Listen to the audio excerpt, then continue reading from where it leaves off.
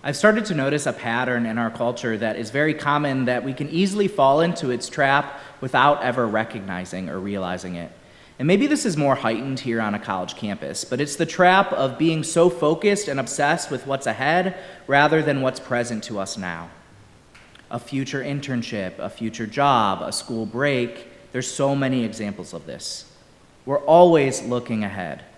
All winter, we wait for the sun of summer, although we have had some great sun this past weekend. And all week, we wait for the upcoming weekend. We are constantly waiting for what is next in life. The next milestone, the next break, the next relief from present realities, the next big game, the next big thing. But in this constant anticipation, we allow the waiting and looking forward to diminish the joys and the graces of the present. How much of our lives are we truly living versus just enduring for what comes next? Advent is a perfect antidote to the busyness and anticipation we see in our culture. This season calls us to wait and to watch for Christ's coming, yet the readings warn against a kind of waiting that makes us absent to the present.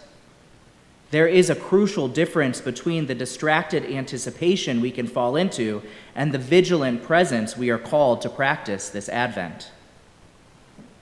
In our gospel, we hear about people in Noah's time. They were missing the point of their lives.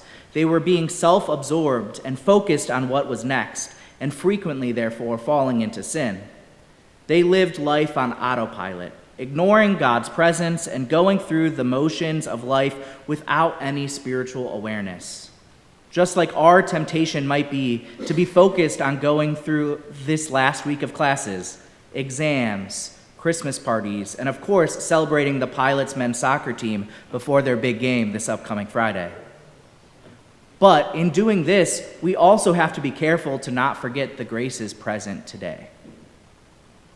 My friends, Jesus doesn't call us to abandon our ordinary lives. He doesn't challenge us to stop working, to stop eating. The challenge for us is to live with awareness, to stay awake, not with anxiety, but with spiritual attentiveness in the midst of our daily routines. Meanwhile, in our second reading, we see St. Paul's urgent message, "The hour has come for you people to wake from sleep," which connects beautifully with our gospel. We are called to throw off not just obvious sins, that's understood on our path to holiness, but also spiritual drowsiness or complacency, that numbness that can easily creep into our lives when we simply live for tomorrow instead of today. This rich image of putting on the Lord Jesus Christ suggests that Advent is a time for our transformation. We prepare for the incarnation of the Lord that we will celebrate at Christmas by allowing the Lord to be incarnate in our lives now, by recognizing the graces of the present instead of just waiting for what is to come. This tension of vigilant presence we are called to live into each Advent is at the heart of our Christian life. Christ has already come, and we do truly live in his grace, yet we are waiting his coming in glory. Advent teaches us to hold these both realities, to genuinely anticipate what God will do in the future while treasuring what God is doing now. So, in listening to Jesus' words, we stay awake not by anxiously looking ahead, but by recognizing the Lord's presence in the now, in the challenges and the opportunities of our days, through our encounters with others, and in the Eucharist for which we gather today. The symbols of Advent, this time of waiting and preparation, this Advent wreath, our preparations for that great feast of Christmas aren't just meant to get us to that feast.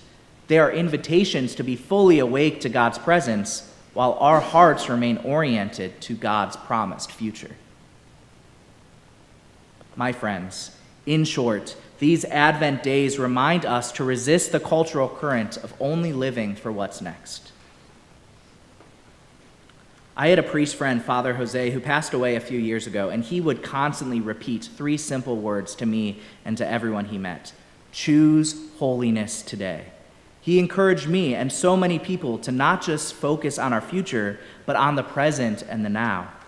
Not to think about how we can be holy tomorrow, but how can we be holy today so that we can continue to choose holiness each day to come? I think that this can be a great Advent motto for each of us. Choose holiness today. Not tomorrow, not after finals, not after Christmas, but today. So maybe each morning during Advent, we can just take a moment to ask ourselves, how can I choose holiness today? In that question, in that conversation that we have with ourselves afterwards, in that challenge, in that present moment, we can ask, how can I be holy today? That's the vigilant presence that Christ calls us to live into this Advent, to choose holiness today.